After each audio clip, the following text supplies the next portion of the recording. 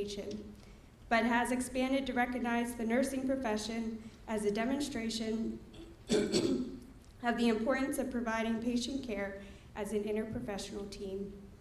The ceremony recognizes our nursing students who are beginning their first clinical rotation, which includes our traditional undergraduate students and our first semester second degree students. We are welcoming our nursing students to the clinical area and emphasizing humanistic, patient-centered care. The ceremony recognizes the nurse's responsibility to put the interest of our patients first and affirms that this obligation starts on the first day of clinical courses and continues throughout their professional nursing career. We know that through the best evidence available that teamwork and interprofessional education collaboration is essential to providing excellence in healthcare delivery, and this ceremony, the white coat ceremony, and our pin are reminders of this dedication. White coat ceremonies are being held across the nation and are supported by our governing organization, the American Association of Colleges of Nursing. The AACN is the national voice for university and four-year colleges in nursing, representing 750 member schools of nursing at public and private institutions nationwide. The AACN's educational, research, governmental advocacy, data collection, publication, and other other programs work hard to establish quality standards for all of our baccalaureate and graduate nursing education degrees. They also assist deans and directors to implement those standards, influence the nursing profession to improve healthcare, and promote the public support of baccalaureate and graduate nursing education, research, and practice. AACN provides the standards for accreditation of our RMU nursing programs. I know that our junior and second degree students are excited to be in the clinical setting, providing care to patients, and we are happy that you are here to help them celebrate this great accomplishment tonight. I am proud of the wonderful reputation and stellar outcomes of our nursing and health science programs at RMU. The success of our students is dependent upon the cohesive team of faculty and staff who are committed to upholding the standards of our profession while supporting our students' success. At this time, I would like to recognize the School of Nursing and Health Sciences faculty and support staff. Please stand to be recognized. We have the BSN Program Director, Dr. Katrina Pio.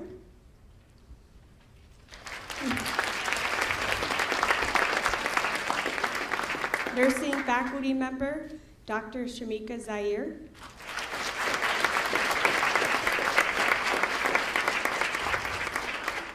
Our RISE Simulation Center Director, Dr. Susan Cardon-Egrin. Nursing faculty member, Dr. Betsy Guimond.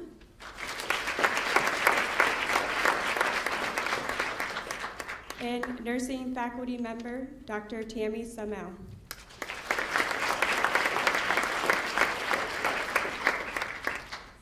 We've had wonderful support to help this night be successful. I don't think she's in the room. Tina Sable, she's out in the hall. She helped with registration. And also Robin Pancari is also integral in making tonight a success. So let's give them a round of applause.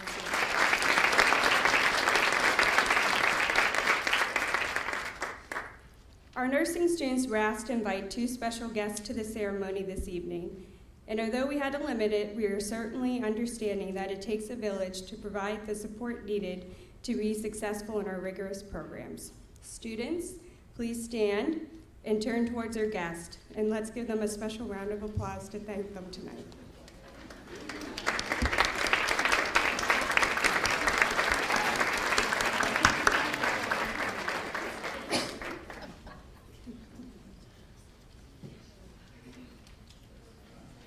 At this time, I'd like to turn the podium over to Dr. Katrina Pio.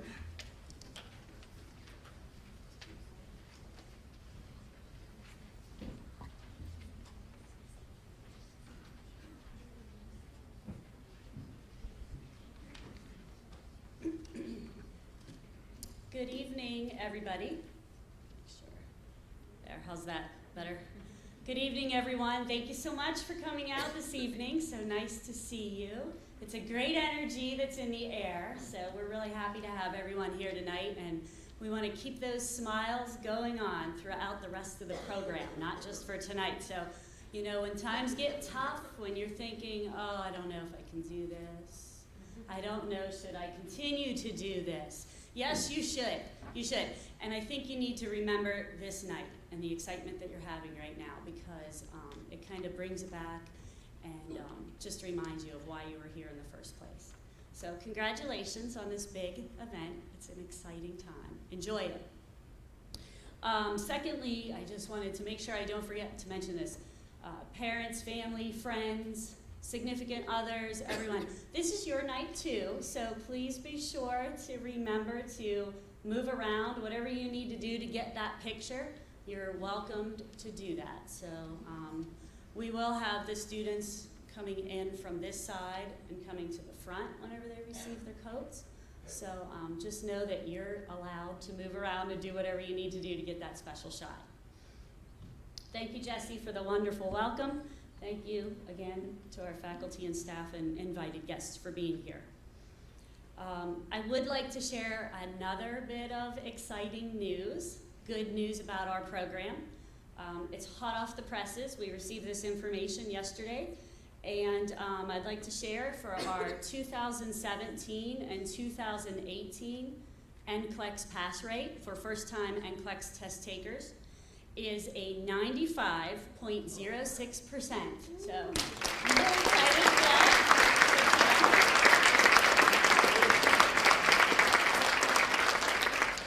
I'm very happy to share that is well above the state and national averages as well. The state of Pennsylvania's average is a 92.84%, and the United States national average is 88.56%. So good times all the way around. As Jesse mentioned, I am director of the BSN program, and it's my pleasure this evening to introduce our keynote speaker, Dr. Paula Ko. Dr. Paula Ko has been a nurse for more than 28 years.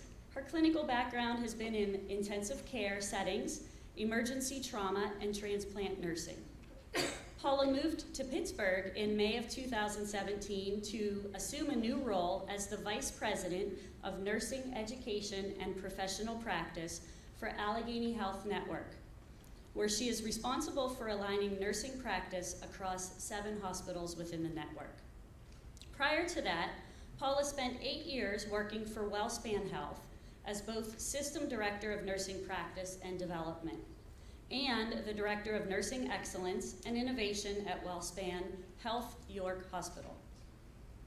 For the past 17 years, Paula has focused her career on professional nursing practice and development of nurses in all roles and at all levels.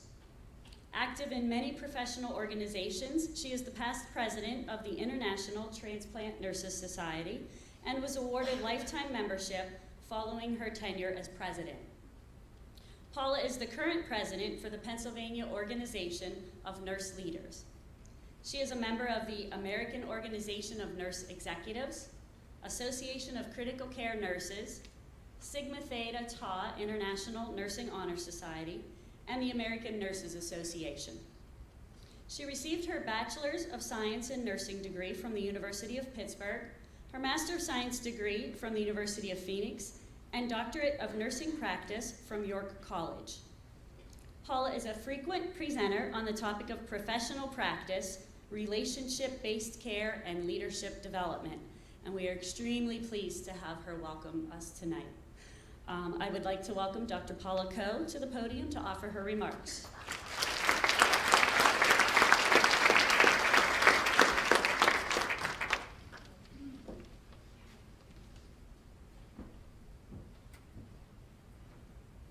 Hi, everybody. I get a little tired after I hear that bio and I think, oh my gosh, I can't believe I've done all that in my career thus far. Welcome, administration, faculty, staff, students, and parents and other invited guests. It's really, truly my honor when Dr. Payo asked me to speak with you all this evening. I do really honor the opportunity to talk to you, our students, about the journey that you're going to begin to take caring for our patients and their families, caring for each other, and taking care of yourself. Oh, clicker. All right. So, as Dr. Pio said, 32 years ago, I actually started my journey as a nursing student at the University of Pittsburgh down the road. And at that time, I was really a little bit shell-shocked, really. I went to high school in Johnstown, Pennsylvania, right across the street from UPJ. Would have been like going to 13th grade if I would have gone there, because I looked out the door and there it was. And my sister, I have a twin sister, an identical twin sister. We both went to Pitt for nursing school. Didn't live in the same dorm, however. That was probably one of the best things that we ever did. Because we both would have just like stood in the middle of the towers and like looked around each other and went, oh my God, what did we just do to ourselves? But I think what it resonated with me is that nursing really is a lifetime journey of learning, commitment to patient care. I'm never not a student. I've completed my doctorate in nursing practice, but I never think that I'm done learning. And I challenge each one of you, each day there's something to be learned. Each day there's something that a patient or a family member teaches me. Each day I learn from a colleague something that I didn't know the day before that either helps me know how to do my job or helps me know how to better care for patients. And I think that that's really our goal and responsibility when we talk about our development, our commitment to patients, our commitment to patient safety, and our commitment to our families along this continuum of care journey that they travel. And that's just so very important. Our patients really yearn for that caring, healing environment in which you will begin to provide care to them as you go out into the clinical setting. They want to know that they feel cared for, that we provide an environment that does not allow them to feel unsafe.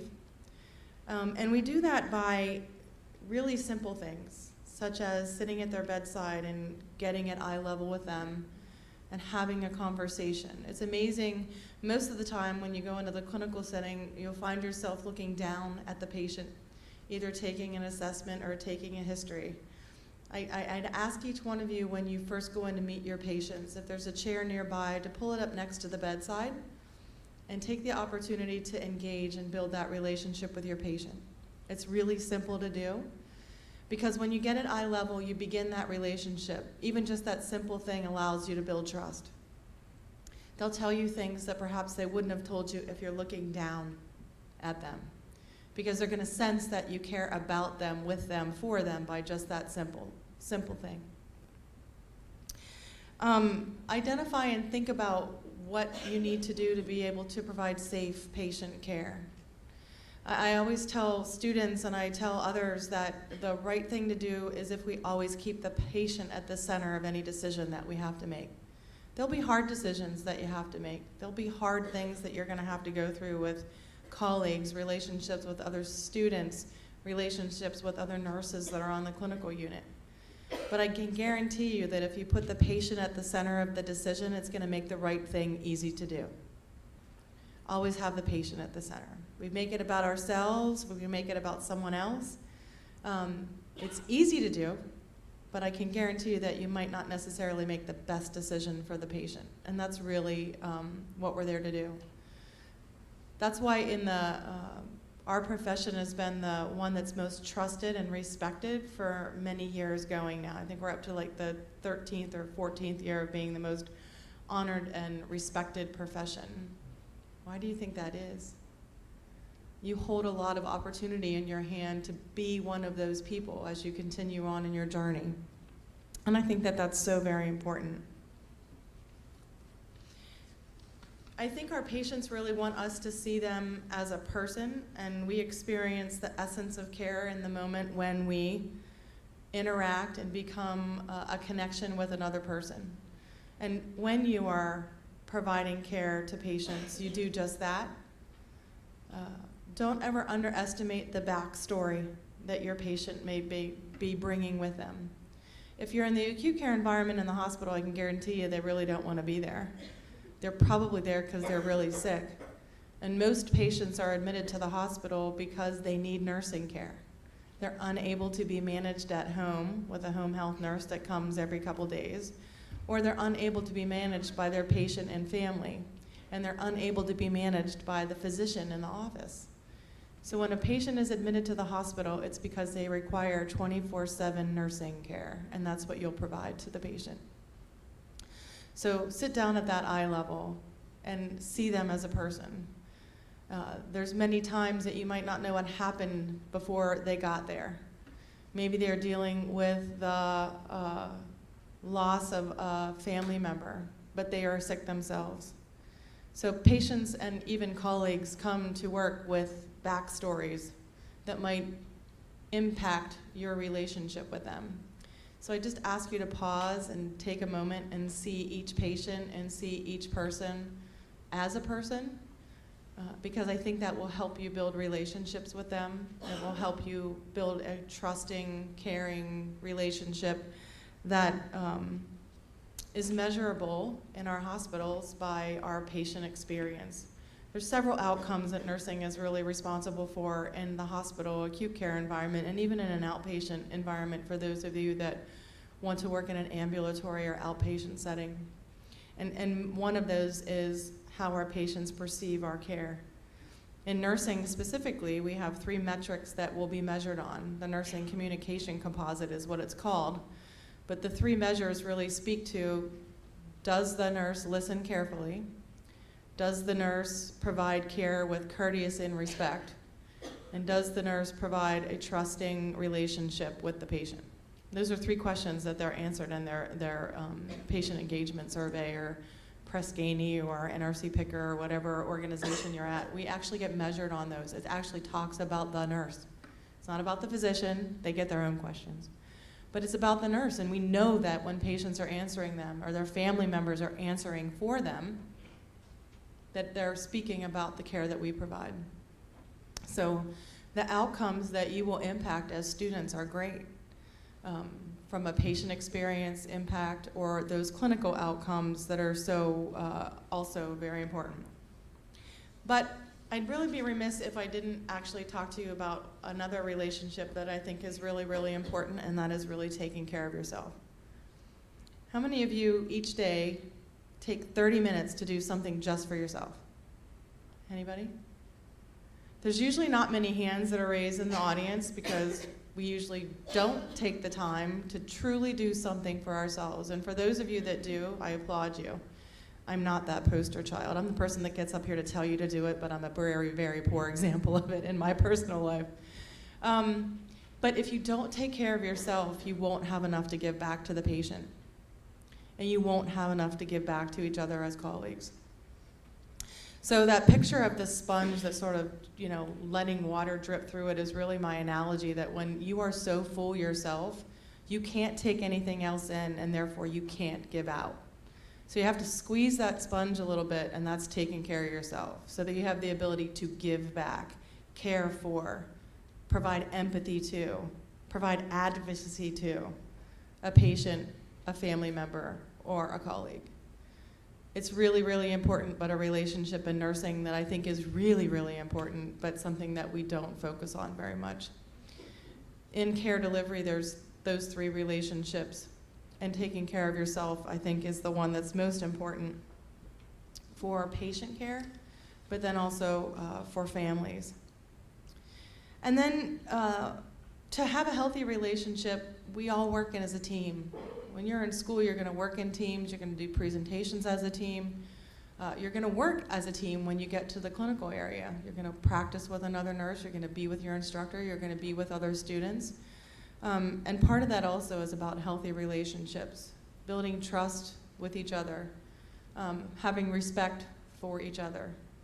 One of my favorite leadership books is called The Speed of Trust, and it's written by Stephen M.R. Covey.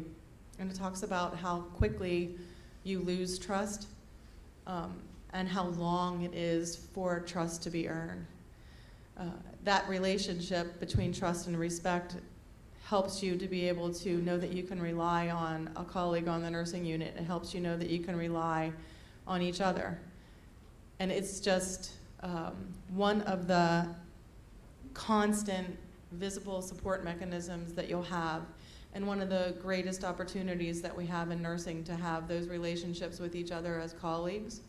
Because at the end of the day, on a shift, on a night shift, on a weekend shift, when there's not other administrative type folks there, you really rely on each other for your support. You rely on the administrator for support, the supervisor for support, but most importantly, you rely on each other for support.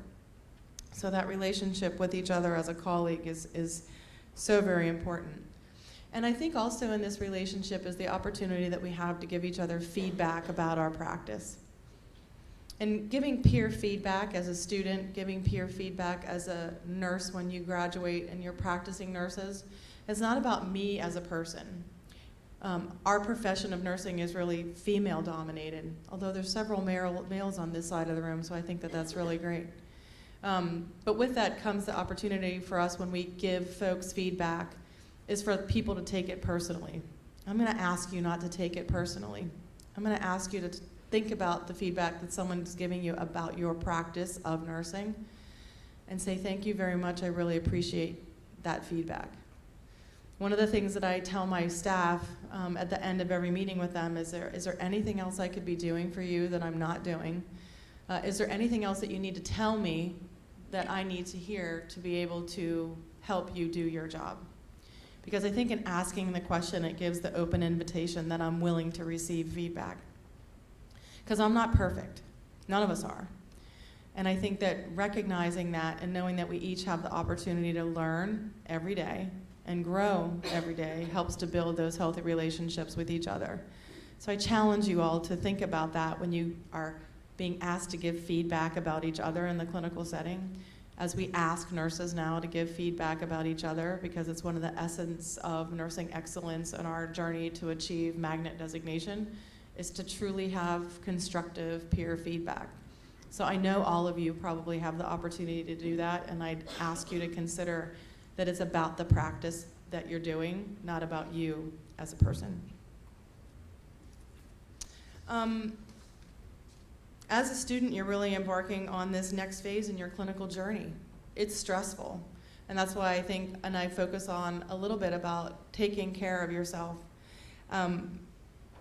Take the time to get to know the patient. Ask them questions. I remember when I was working as a heart transplant coordinator at Hershey Medical Center out in South Central Pennsylvania, worked on the heart failure clinic.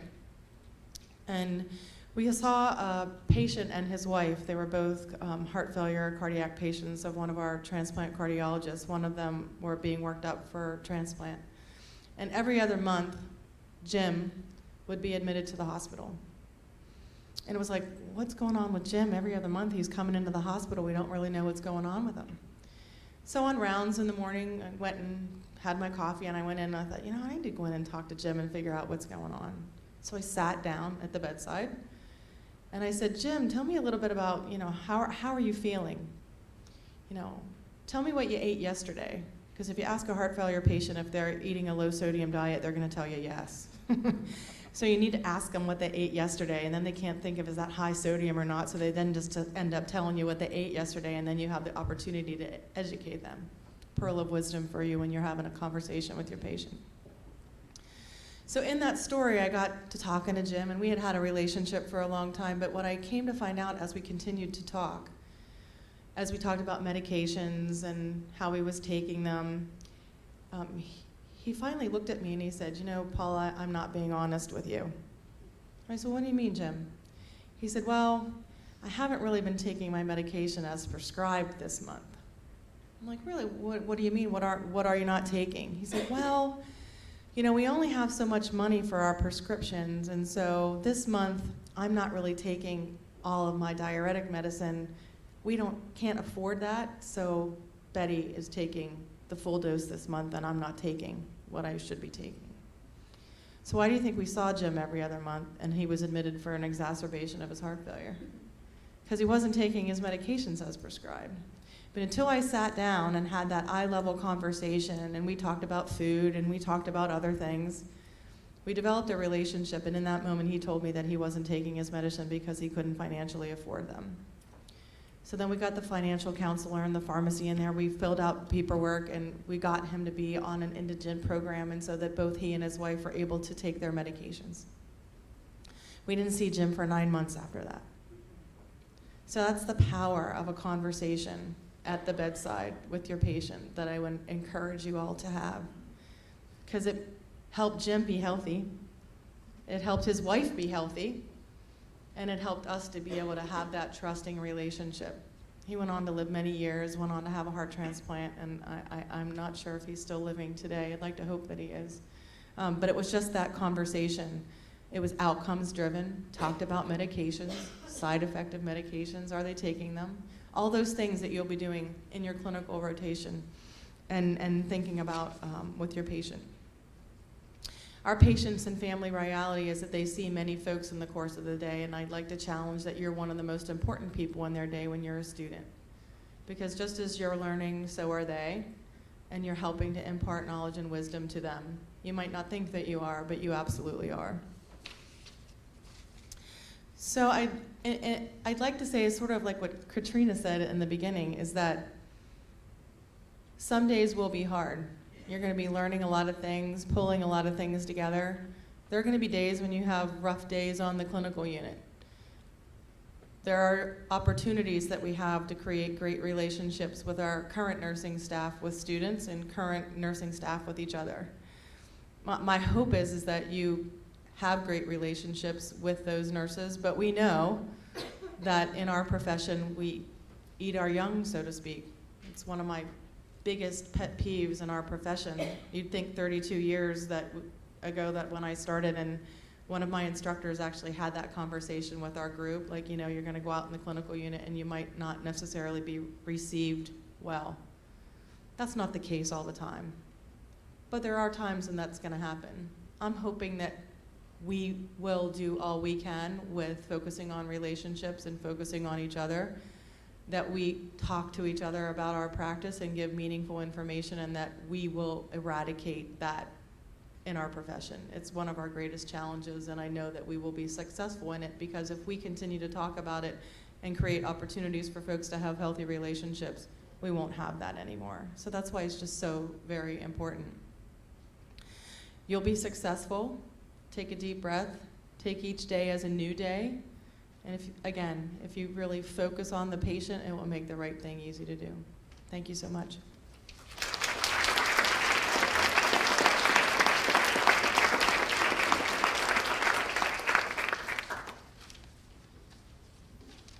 I don't want to take anybody else's papers up here, Katrina.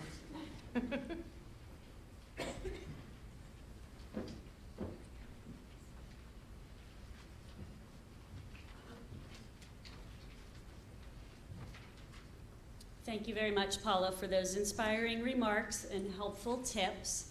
I'm sure our students will follow them as they move through their days in clinical practice and beyond in their professional careers.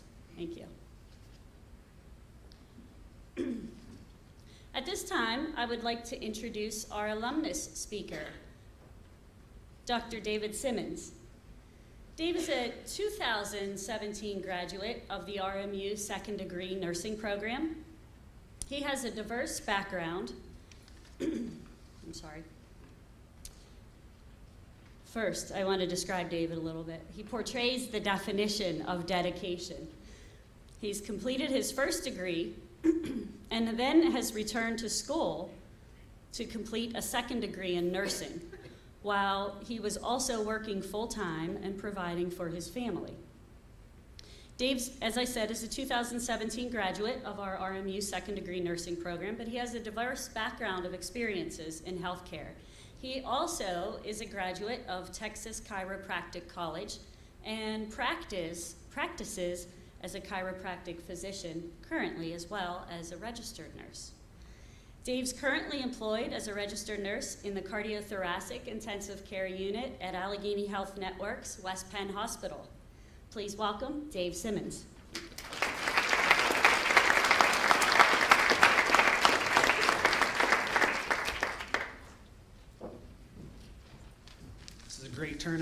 I gotta admit, I'm a little nervous, but I'll make this work. So I just want to touch base first on a few things that Paula had mentioned. Reminded me of a saying before I got married. One of my patients early in practice, he pulled me aside and he said, well, I want to give you a tip about getting married. And he's like, he always said, happy wife, happy life. And I thought about it, I'm like, you know what, even the 10 years I've been married, it still goes through my head all the time. And being in the hospital now, I kind of have associated that same saying, happy patient, happy life. So putting the patient first and going in and just asking them what their needs are and anything you can do for them, it does make a huge difference. And your patients will love you, and your work experience and the hours you put in for that shift will go by so much more smoothly, and you will enjoy it quite a bit.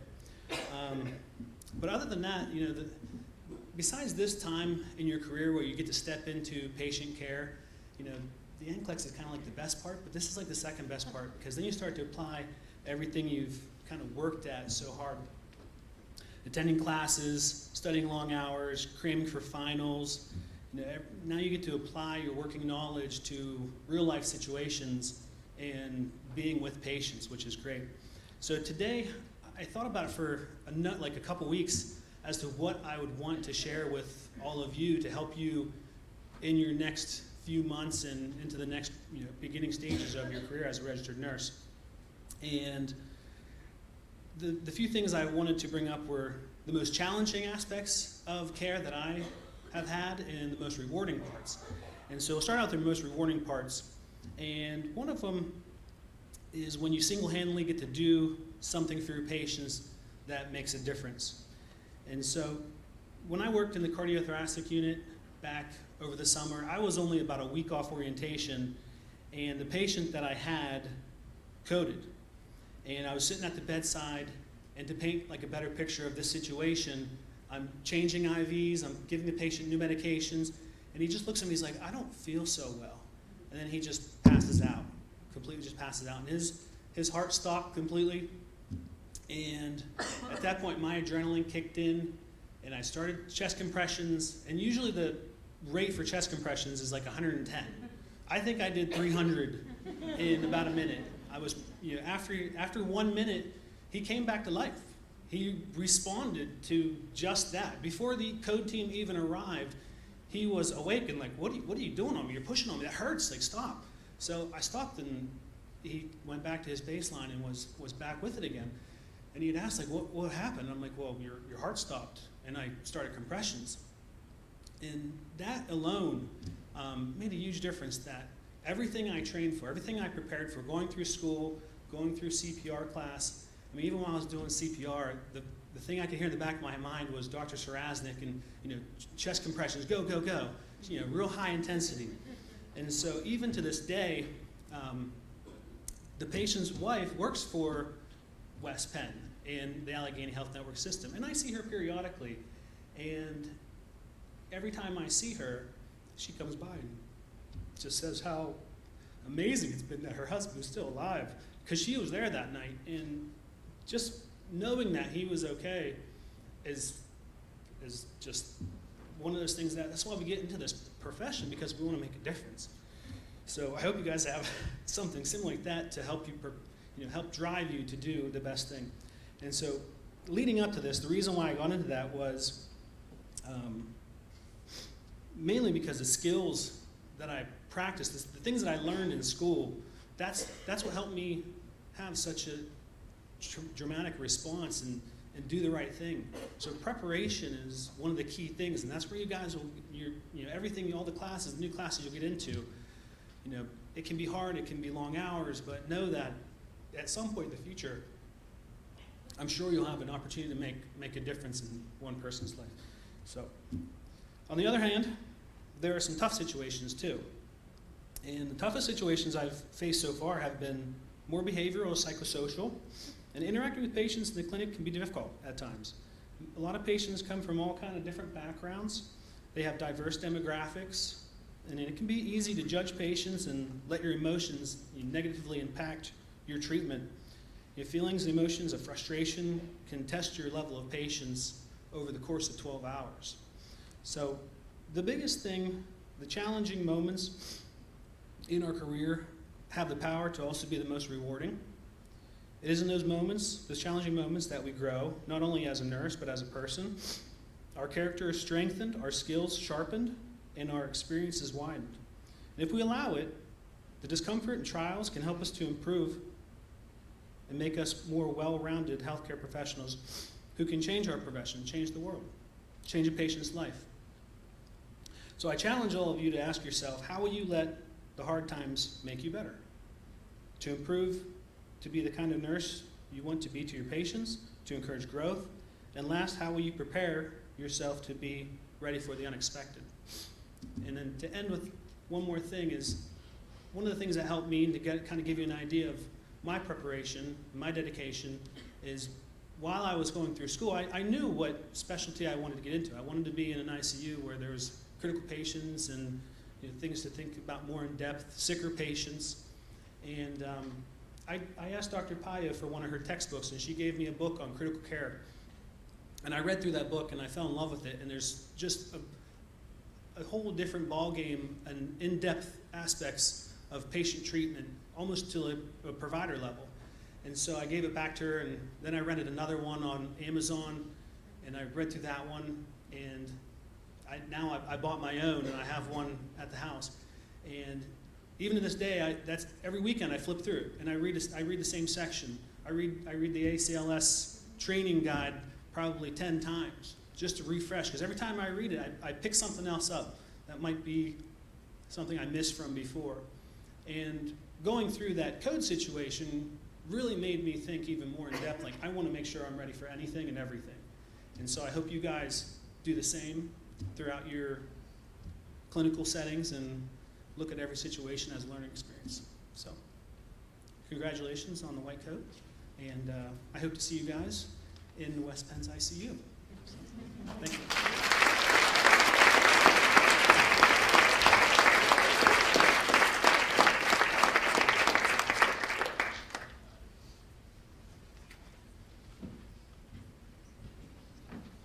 Wow, what a nice job. What a nice example.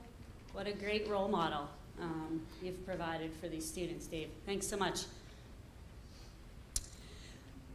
Okay, and now the moment we've all been waiting for, the presentation of the white coats, the real reason you're here, right, tonight. Put my star on stage here, and let's get our coats. The coats are adorned with a commemorative pin, which serves as a visual reminder of the student's oath and commitment to provide compassionate and high-quality care. Again, I remind you, parents, family, friends, significant others, everybody who is here this evening to support our students, please make yourself at home, move around, take any picture that you need. Students, so with our first row, please come to the side of the room here by Mrs. Pancari. And when your name is called, please walk to the center to adorn your coat. You'll meet Dr. Kamer here, and make sure you get the lovely RMU banner for the background for your picture as well.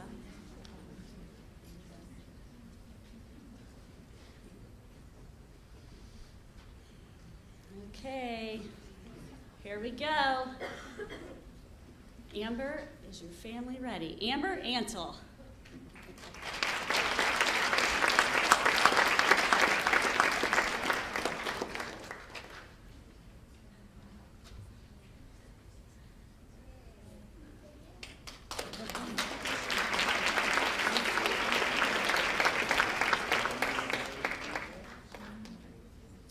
Allison Apsakardu.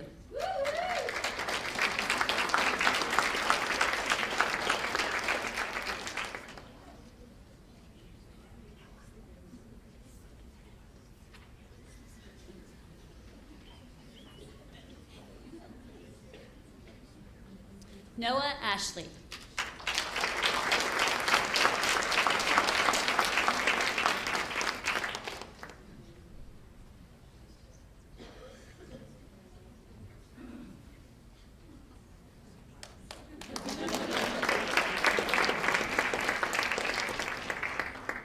Hewitt Ayo.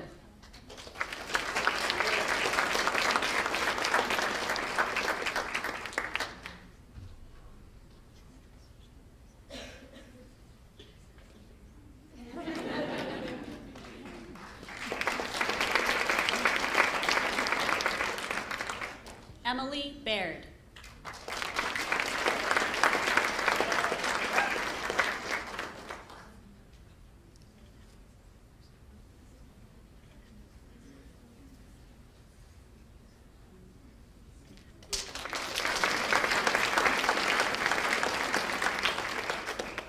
Rachel Basista.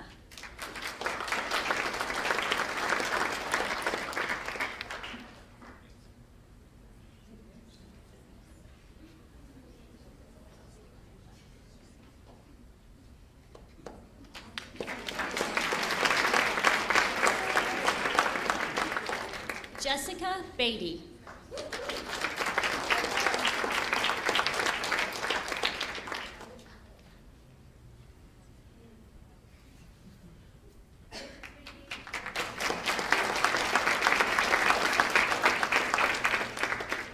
Danielle Brizzle.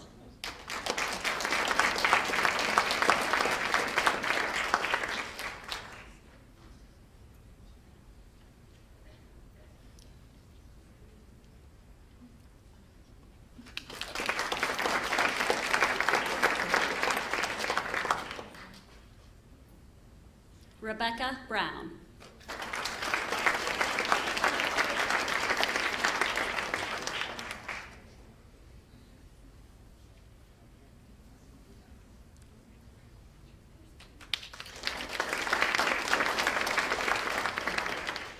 Caitlin Bryan.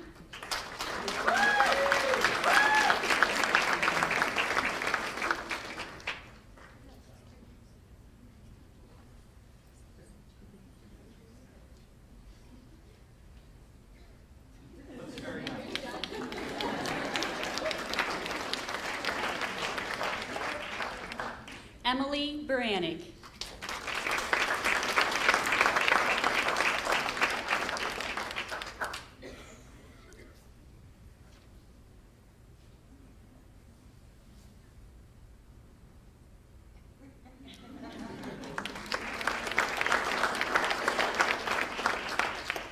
Kirsten Burton.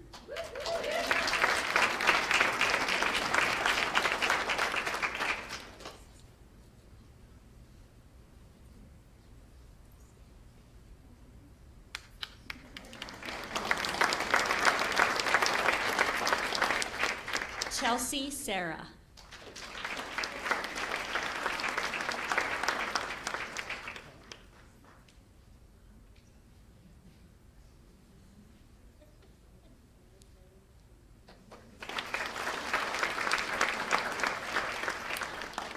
Kate Dorothy.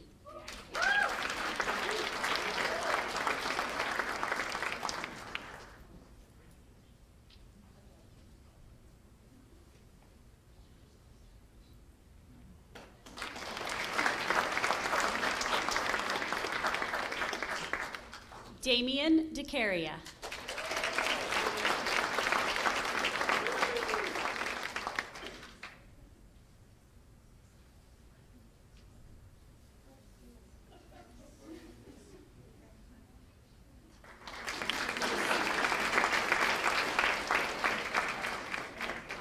Jessica DeSico.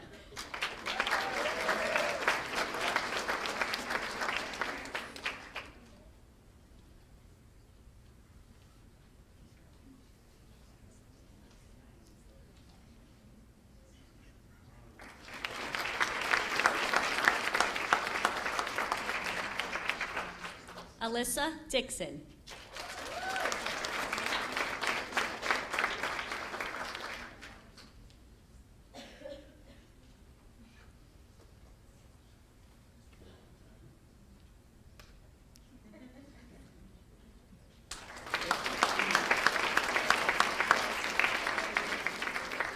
Mallory Dobin.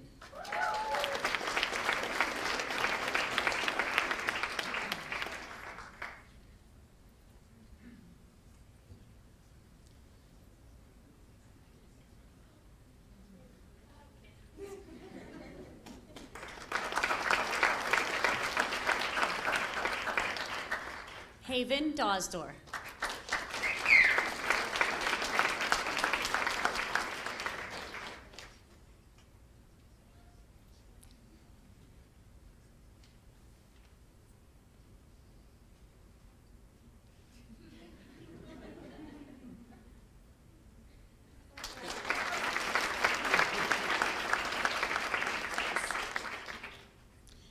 Jillian Edelsack.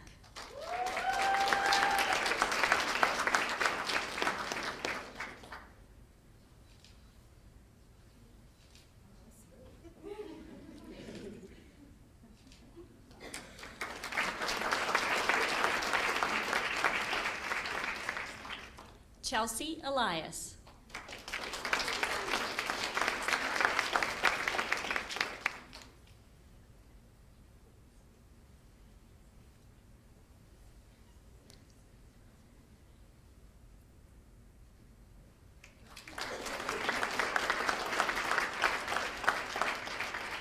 Emily Emick.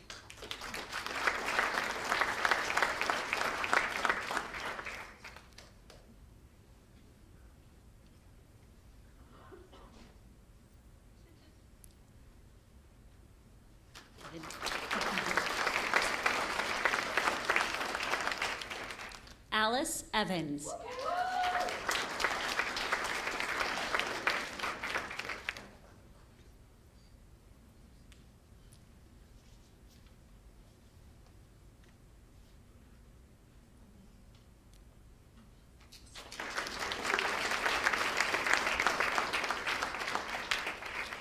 Lakin Fatola.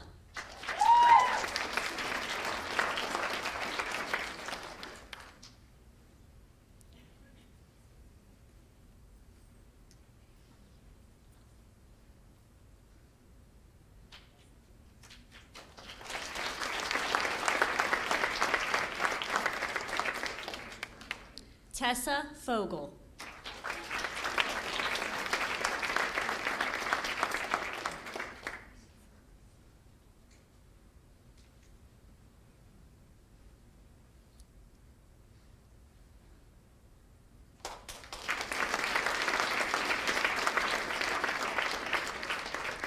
Jordan Goss.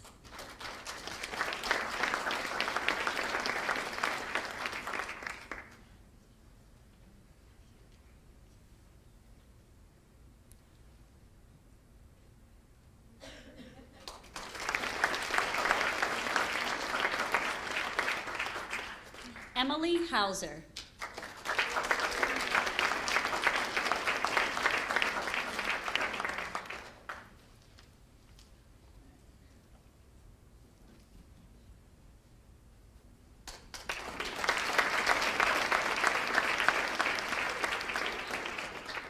Keisha Helsel.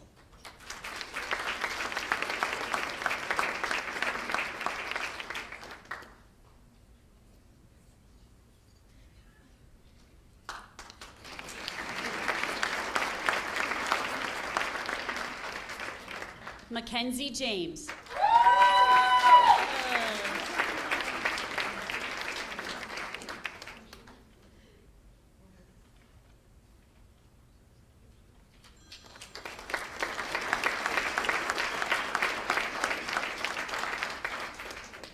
Justin Kappert.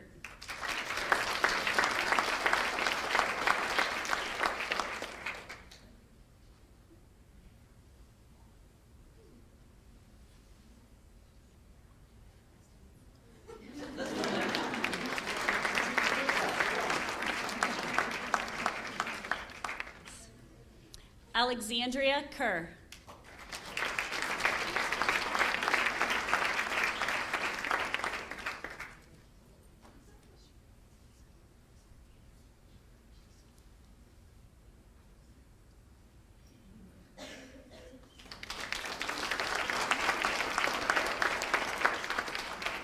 Catherine Confelder.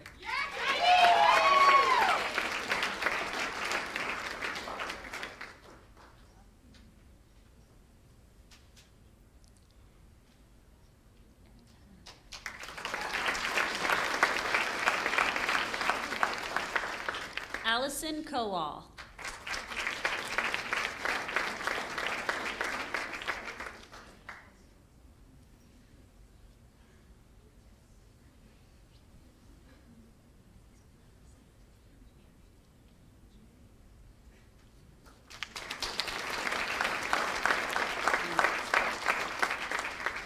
Stephanie Krofchek.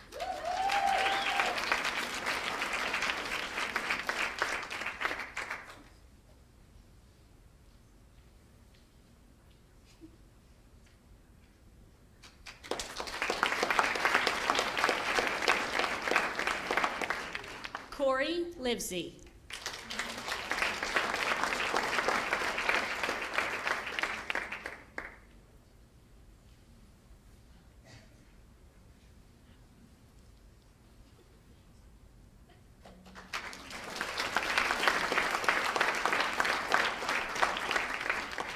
Paige Llewellyn.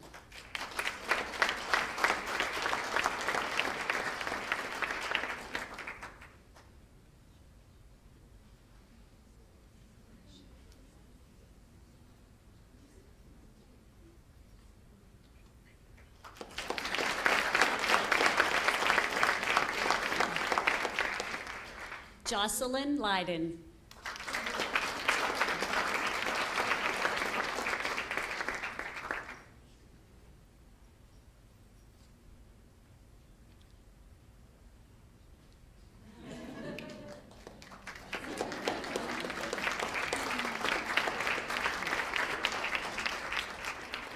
Riley Marshall.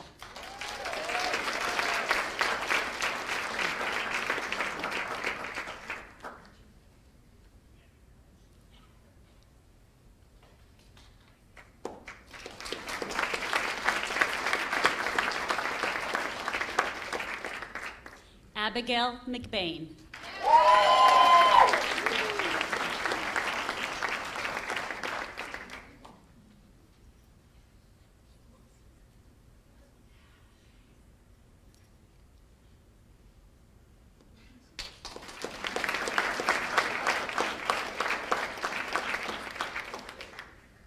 Kayla McCormick.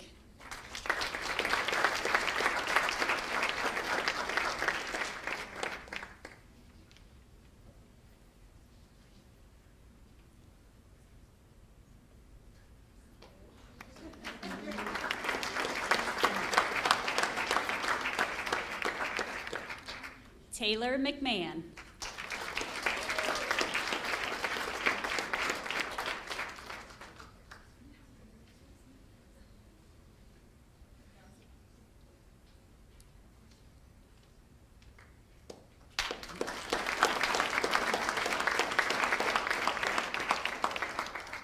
Matea Mikesell.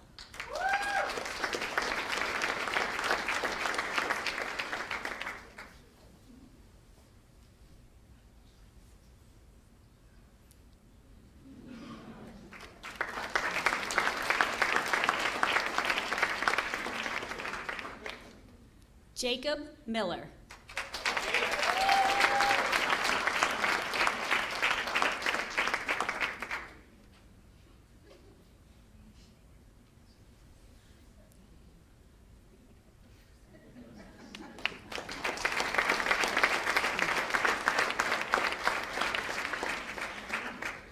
Christian Midica. Class president there.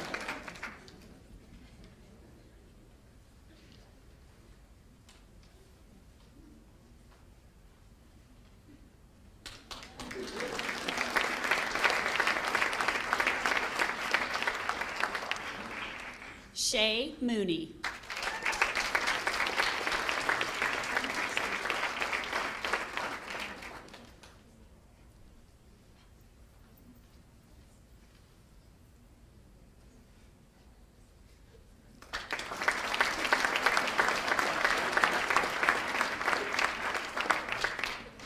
Samantha Murillo.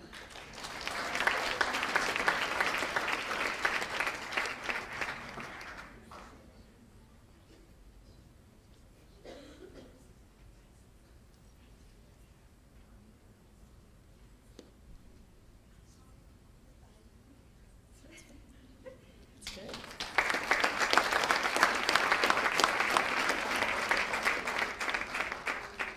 Christian Pergola.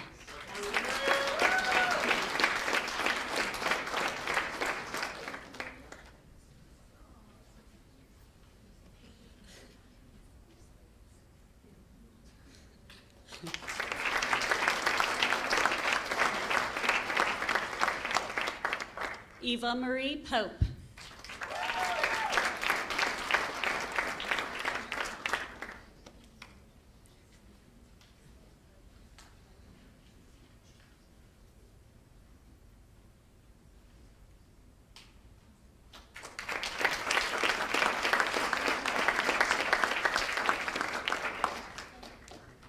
Elizabeth Postal.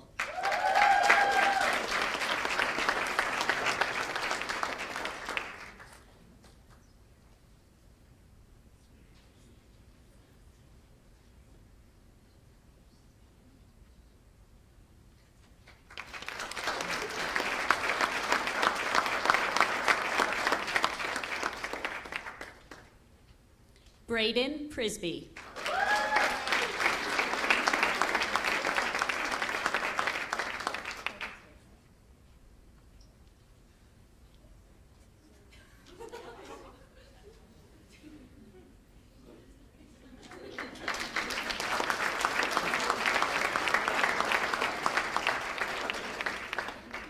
Paige Purificato.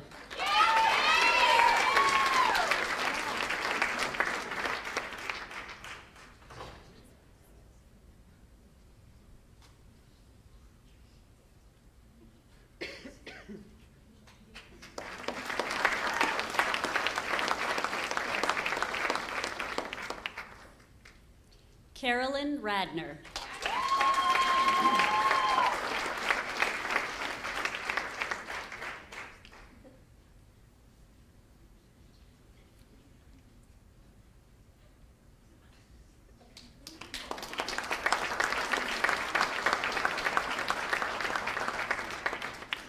Kiera Robinson.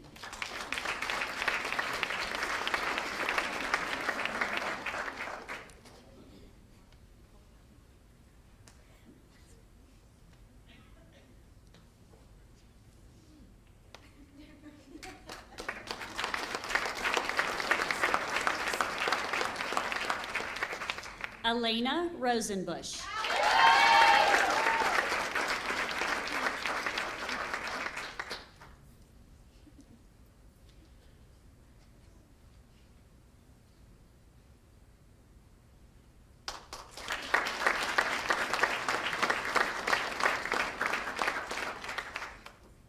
Ashley Snyder.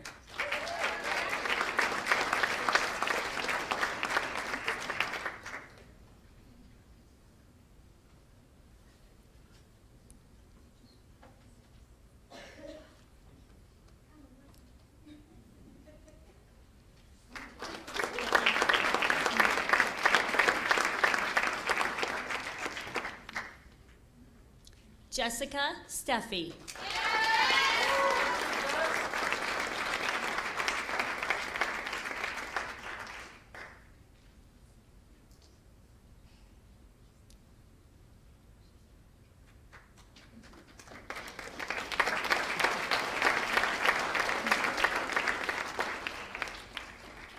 Jeremy Stefine.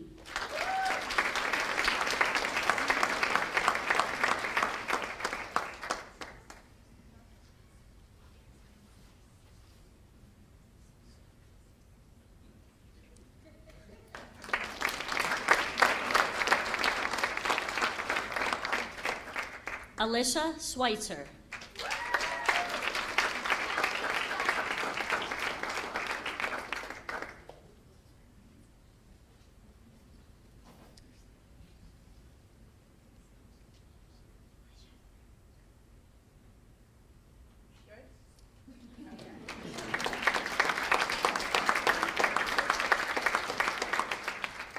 Sophia Szymanski.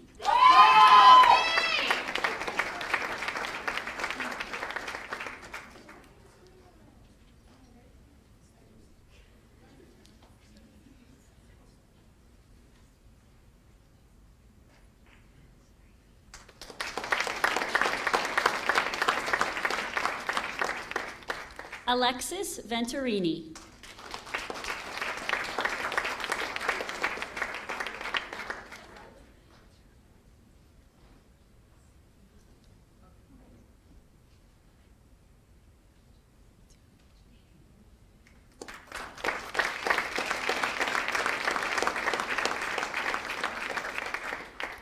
Hannah Vitovich.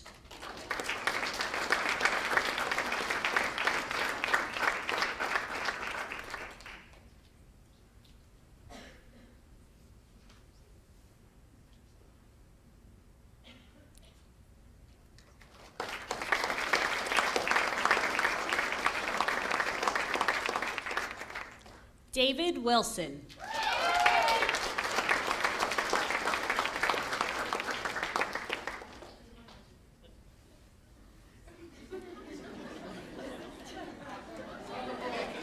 The Hulk.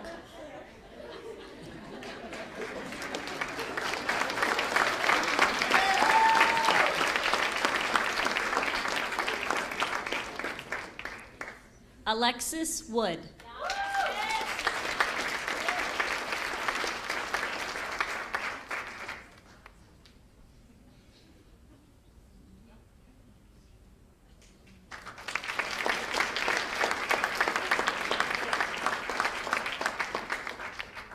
Jordan Woomer.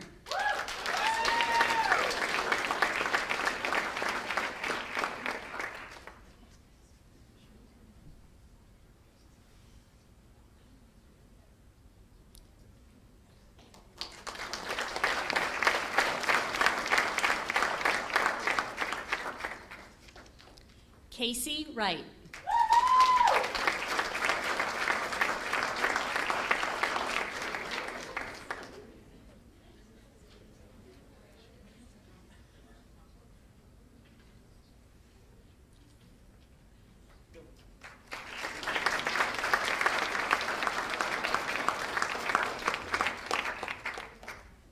Abby Zimmerman.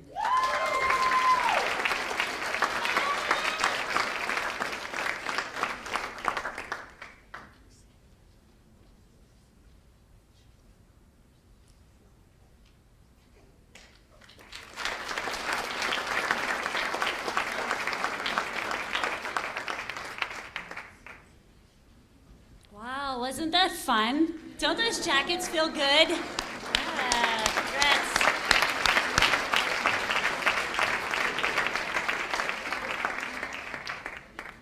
That was fun. It's exciting, it's inspirational. It reminds me again, too, of the excitement, of being a nursing student. So, congratulations.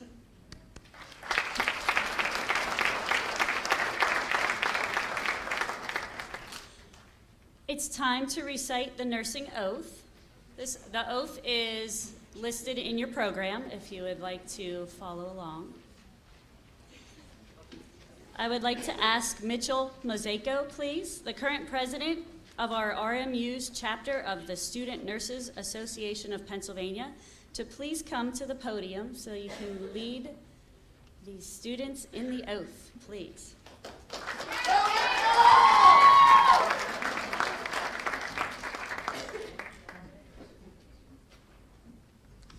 First of all, congratulations, you guys. You guys look so good. It was really nice to be on that side this year and just kind of watch each one of you put your jacket on and shimmy through, and just to see the pride in you guys' face.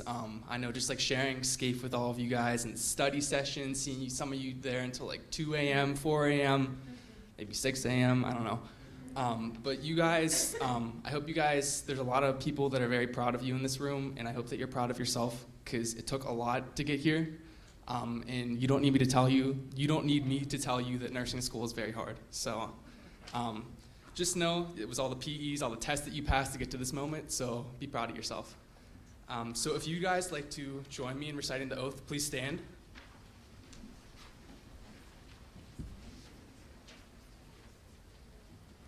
Repeat after me. As a nursing student dedicated to providing the highest quality in care and services, consider the welfare of humanity and relief of suffering my primary concerns, act in a compassionate and trustworthy manner in all aspects of my care, apply my knowledge, experience, and skills to the best of my ability to assure optimal outcomes for my patients, exercise sound professional judgment while abiding by legal and ethical requirements, accept the lifelong obligation to improve my professional knowledge and competence, promote, advocate for, and strive to protect the health, safety, and rights of the patient. With this pledge, I accept the duties and responsibilities that embody the nursing profession. I take this oath voluntarily with the full realization of the responsibility which I am entrusted by the public. Congratulations, you all.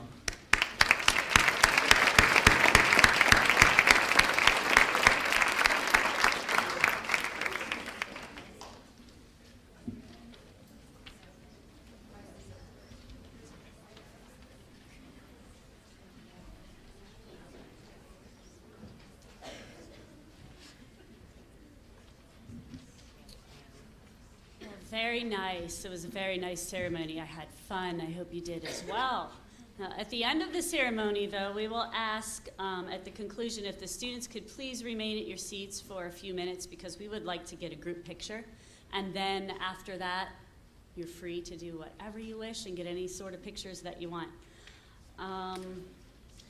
I would like to thank again all of the individuals that took part in planning and coordinating and for being here this evening. They worked very hard to make that possible. So I would like to extend my very sincere thanks to Mrs. Robin Pancari,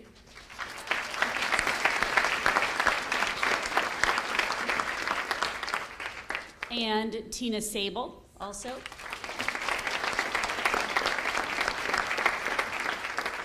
They were a huge part in coordinating this evening's activities. And Mrs. Pancari, I can't tell you enough how much I just appreciate your dedication and your efforts. She is flawless, so thank you very much.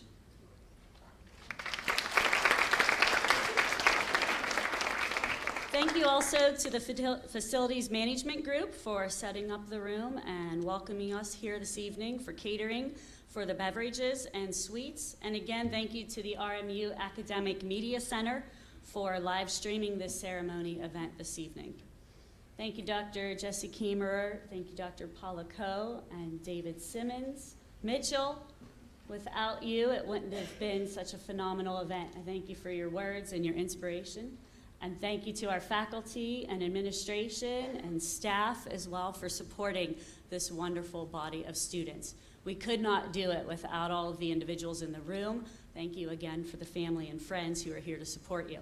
Remember the people who are here this evening for you. It sounds like you guys have such a great bond already with each other as well. So lean on each other for those tough times, right? Lean on each other for those fun times and share it. You're going to make a lot of memories here with the people you're sitting next to. So congratulations again. We urge you to remember the words shared by our speakers this evening, and always to remember the importance of your care each and every time you wear your uniform, your white coat, every single time that you enter that clinical setting. Nursing is not what you do, but it's who you are. And when you're surrounded by those ringing call bells, the requests from all of your patients, the multiple tasks that need to be completed, just take a moment and take a deep breath, and please remember that your number one duty is to serve the patient. You're there to provide safe, evidence-based, compassionate, non-judgmental, patient-centered care. And for that, you will make a difference every single day. Okay. I thank you all again. And now let's have some more fun. There's refreshments, and there's time. I'll take all the time in the world you want this evening to enjoy. Thank you.